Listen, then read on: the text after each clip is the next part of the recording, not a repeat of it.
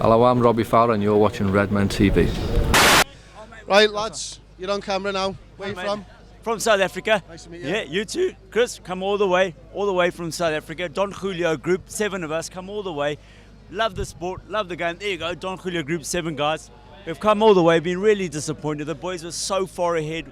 We really had the guts, we had the glory. We're just so poor on the set pieces, mate. So poor. I didn't see the goals from them. All I was can out tell late. you is, as a goalkeeper, all you have to do is shoot against Mignolet to score, unfortunately. The rest of the team are fucking proud. Ooh, I'm very proud. And it was unbelievable. Joe Allen had a good few minutes on the pitch. The rest of Sacco had a great game, but Mignolet can't save anything. That free kick, no one even knew it went in.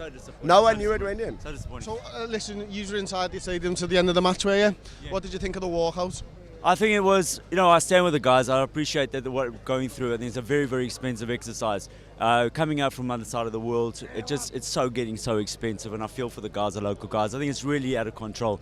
For a couple of £1 million here and there, they're throwing millions and millions at players, and yet they can't look after the local supporters. Been following your guys all the time, all the way through. You had that in-house sit-down at the supporters club where everybody sat, spoke through it, what's going on.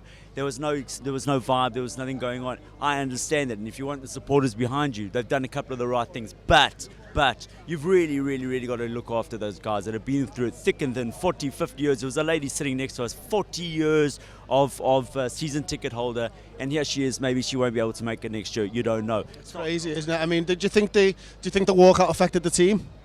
Yeah, there was definitely a change of vibe. Half the cop disappeared. Well, not half, but about a third of the cop disappeared.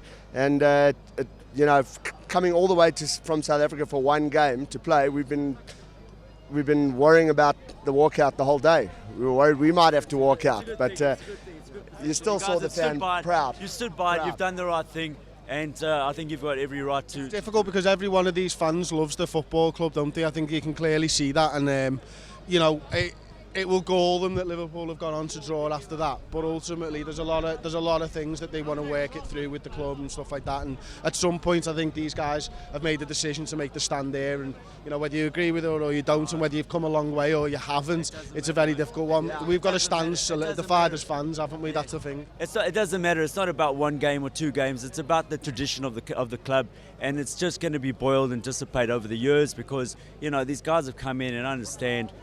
They've got to do a job, they've got to make some money, whatever else is, but really not at the expense of the boys. They've really been through thick and thin. We've stood through it, thick, through thin, get to the other side. When they put up the fucking prices, go on. It's out of control, it's not fair. Really it isn't. Yeah, mate. All right. Absolutely brilliant. Thanks for that, gents. Really appreciate that.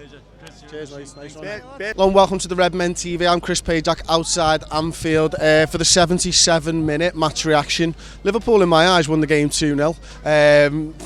Some goals were scored. Roberto Firmino scored a goal, which was nice. And who else scored? Adam Lallana scored. That's who. To be perfectly honest,